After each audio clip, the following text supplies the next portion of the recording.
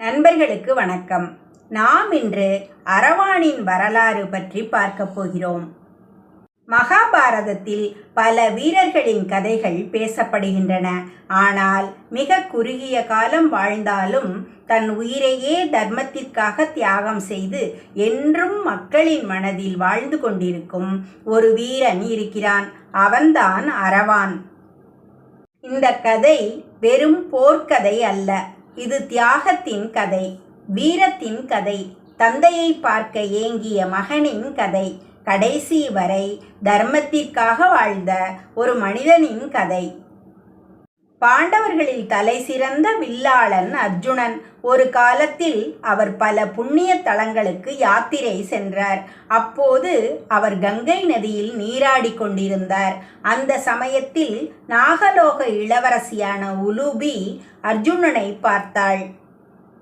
அர்ஜுனனின் வீரம், அழகு, ஒழுக்கம் ஆகியவற்றைக் கண்டு அவள் மனம் கவரப்பட்டது.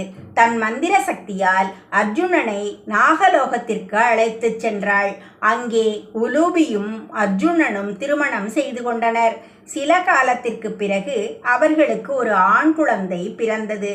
அந்த குழந்தைக்கு அரவான் என்று பெயர் சூட்டப்பட்டது. நாகலோகத்தில் வளர்ந்த வீரன் அரவான் சாதாரண குழந்தையாக இல்லை. சிறு வயதிலேயே அவனிடம் அபாரமான உடல் வலிமை இருந்தது.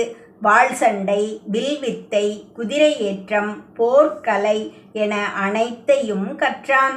அவன் வளர வளர நாகலோக மக்களே அவனை பார்த்து வியந்தனர். இந்த பையன் ஒரு நாள் உலகமே போற்றும் வீரனாக வருவான் என்று அனைவரும் கூறினர்.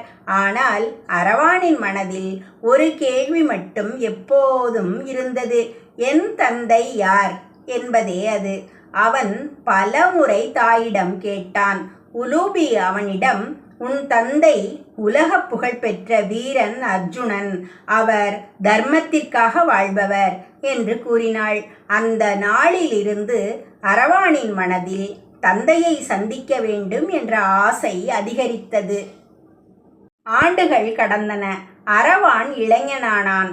ஒரு நாள் அவன் தாயிடம் கூறினான், அம்மா, நான் என் தந்தையை நேரில் பார்க்க வேண்டும் என்று கூறினான். உலூபியும் சம்மதித்தாள். தன் ஆசீர்வாதத்தை அளித்து அவனை அனுப்பினாள்.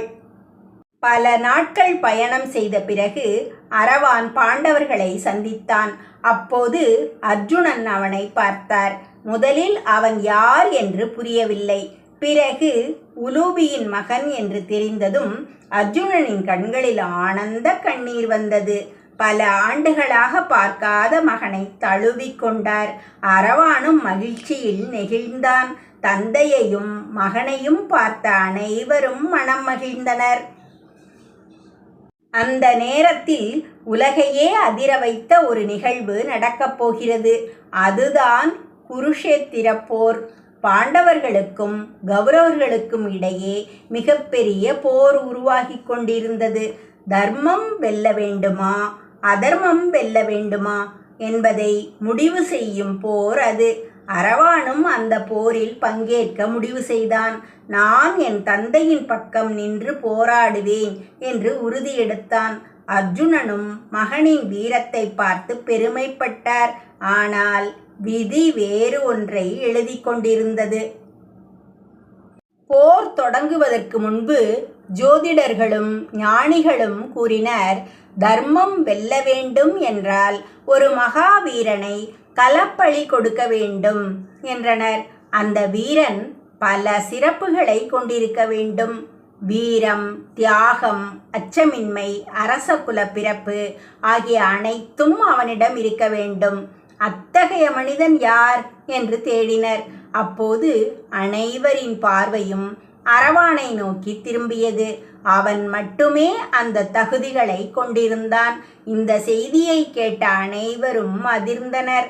அர்ஜுனனின் மனம் உடைந்தது. இத்தனை ஆண்டுகளுக்கு பிறகு கிடைத்த மகனை இழக்க வேண்டுமா என்று அவர் மிகவும் துயரப்பட்டார். ஆனால் அரவான் அமைதியாக இருந்தான். தர்மம் வெல்ல என் உயிர் தேவைப்பட்டால் நான் கொடுக்க தயார் என்றான். அந்த வார்த்தைகளை கேட்ட அனைவரும் கண் கலங்கினர்.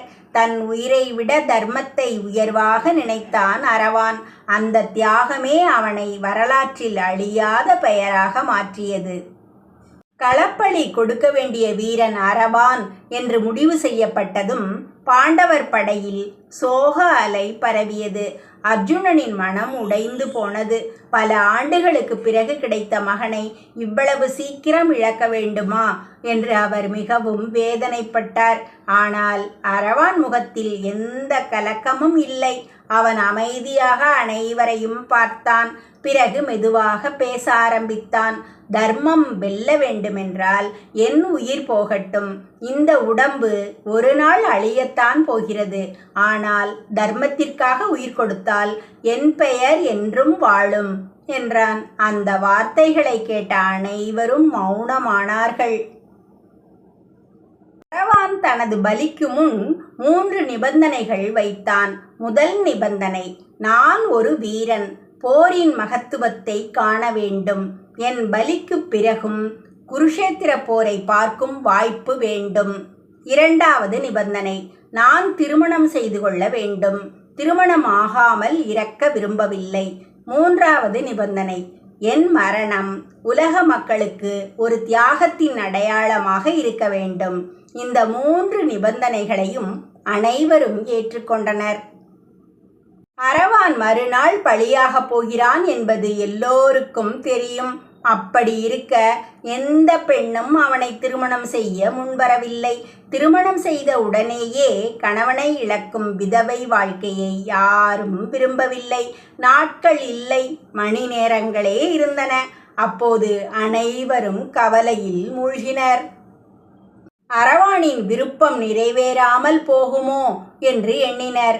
அந்த நேரத்தில் கிருஷ்ணர் ஒரு தீர்மானம் எடுத்தார். அவர் கூறினார், அரவானின் ஆசை நிறைவேற வேண்டும். தர்மத்திற்காக உயிர் கொடுக்கப் போகும் வீரனின் விருப்பத்தை நான் நிறைவேற்றுவேன் என்றார். உடனே அவர் தனது மாய சக்தியால் அழகிய பெண் வடிவம் எடுத்தார். அந்த வடிவம் மோகினி என்று அழைக்கப்பட்டது.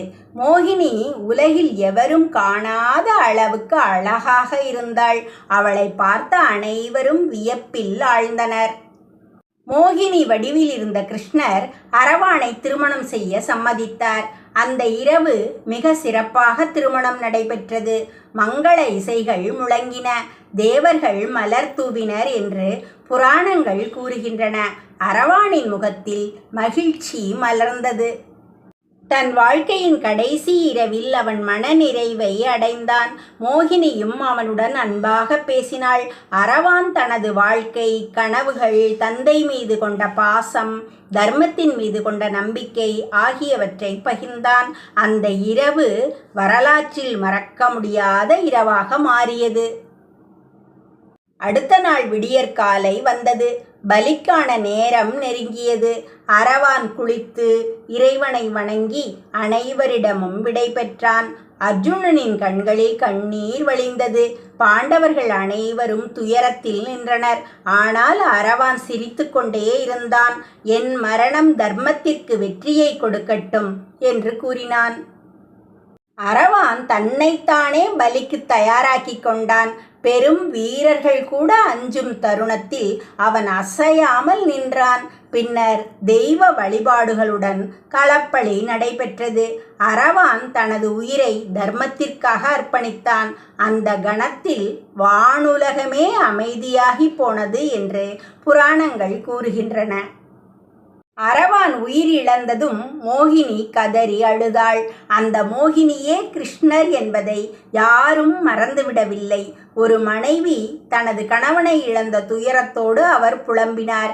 வளையல்கள் உடைக்கப்பட்டன, திருமண அலங்காரங்கள் அகற்றப்பட்டன. விதவையின் துயரத்தை உலகுக்கு காட்டும் நிகழ்வாக அது அமைந்தது. இன்றும் தமிழ்நாட்டின் பல இடங்களில், குறிப்பாக கூவாகம் பகுதியில் நடைபெறும் கூவாகம் திருவிழா இந்த நிகழ்வை நினைவு கூர்ந்து கொண்டாடுகிறது. உயிர் பிரிந்தும் போரை கண்ட வீரன். அரவானின் முதல் நிபந்தனை மறக்கப்படவில்லை. அவனது தலை தனியாக பாதுகாக்கப்பட்டு உயரமான இடத்தில் வைக்கப்பட்டது என்று புராணம் கூறுகிறது. அதன் மூலம் குருஷேத்திர போரின் முழு காட்சியையும் அவன் கண்டதாக நம்பப்படுகிறது. தன் உயிர் இல்லாவிட்டாலும் தர்மத்தின் வெற்றியை பார்த்த வீரன் அரவான். அரவான் தனது உயிரை தர்மத்திற்காக அர்ப்பணித்து விட்டான். ஆனால் அவனுடைய கதை அங்கே முடிந்துவிடவில்லை. உண்மையில் அரவானின் பெருமை அவன் உயிரோடு இருந்த காலத்தை காட்டிலும் அவன் தியாகத்திற்கு பிறகுதான் உலகம் முழுவதும் பரவியது. உயிரற்ற தலை உயிருடன் இருந்த அதிசயம். அரவானின் முதல் நிபந்தனை என்ன? குருஷேத்திர போரை நான் முழுமையாக பார்க்க வேண்டும். அதை நிறைவேற்றுவதற்காக தெய்வங்களின் அருளால் அவனது தலை உயிர் சக்தியுடன் இருந்ததாக புராணங்கள் கூறுகின்றன. அந்த தலை உயரமான மேடையில் வைக்கப்பட்டது. அங்கிருந்து குருஷேத்திர போர்க்களம் முழுவதும் தெளிவாக தெரிந்தது. அரவான் தனது கண்களால் ஒவ்வொரு நாளும் நடந்த போரை கவனித்தான். போரின் முதல் நாள். போர் தொடங்கியது. சங்குகள் முழங்கின, குதிரைகள் பாய்ந்தன, ஆயிரக்கணக்கான வீரர்கள் மோதினர். அரவான் அனைத்தையும் பார்த்தான். பாண்டவர் படையும் கௌரவர் படையும் மோதிய போது பூமியே அதிர்ந்தது. அவன் மனதில் ஒரு எண்ணம் மட்டும் இருந்தது: தர்மம் வெல்ல வேண்டும் என்பதே அது. போரின் முக்கியமான நாட்களில் ஒன்று வந்தது. பீஷ்மர் போர்க்களத்தில் அசைக்க முடியாத சக்தியாக இருந்தார். அவரை யாராலும் வெல்ல முடியவில்லை. இறுதியில் அர்ஜுனன் அம்புமழை பொழிந்து பீஷ்மரை அம்பு படுக்கையில் வீழ்த்தினார். அந்த காட்சியை அரவான் பார்த்தான். உலகின் மிகப்பெரிய வீரர்களில் ஒருவரின் வீழ்ச்சியை நேரில் கண்டான். பின்னர் ஒரு நாள் மிகப்பெரிய சோகம் நடந்தது. அபிமன்யு சக்கர வியூகத்திற்குள் நுழைந்தான். அவன் அற்புதமாக போரிட்டான். ஆனால் பல வீரர்கள் சேர்ந்து தாக்கியதால் அவன் உயிரிழந்தான். அந்த காட்சியை பார்த்த அரவானின் கண்களில் கண்ணீர் வந்ததாக கூறப்படுகிறது. ஏனெனில் அபிமன்யுவும் அவனைப் போலவே இளமையில் உயிரை இழந்த வீரன். கர்ணனின் கடைசி போர்.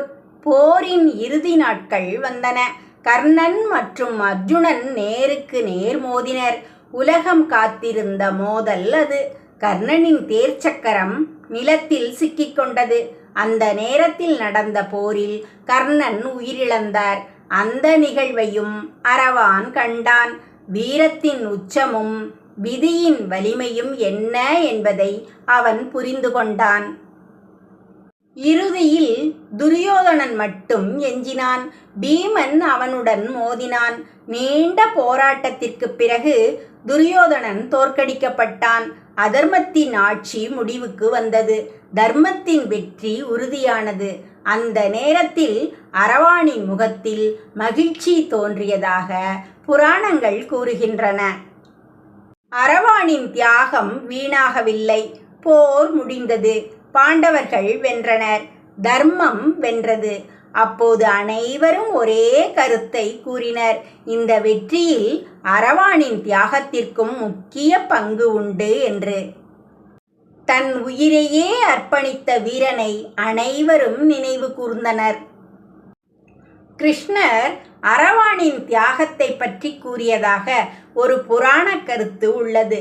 தன்னுடைய வாழ்க்கையை விட தர்மத்தை உயர்வாக நினைத்தவன் அரவான்.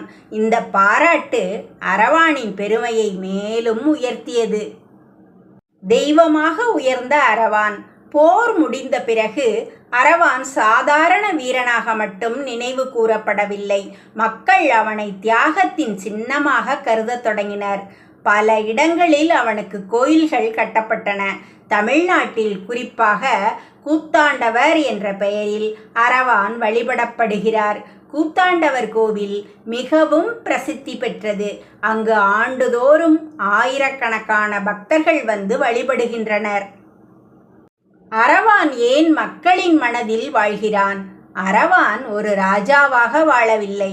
நீண்ட ஆயுள் பெறவில்லை. பெரிய சாம்ராஜ்யம் உருவாக்கவில்லை. ஆனால் அவன் செய்த ஒரு செயல் அவனை அழியாத வரலாறாக மாற்றியது. அது தியாகம். தனது சொந்த நலனை விட தர்மத்தின் நலனை உயர்வாக கருதியவன். அதனால்தான் ஆயிரக்கணக்கான ஆண்டுகளுக்கு பிறகும் மக்கள் அவனை நினைவு கூறுகிறார்கள். இந்த கதையின் நீதி: அரவானின் வாழ்க்கை நமக்கு சொல்லும் பாடம்: வாழ்ந்த காலத்தின் நீளம் முக்கியமல்ல, வாழ்ந்த விதம்தான் முக்கியம்.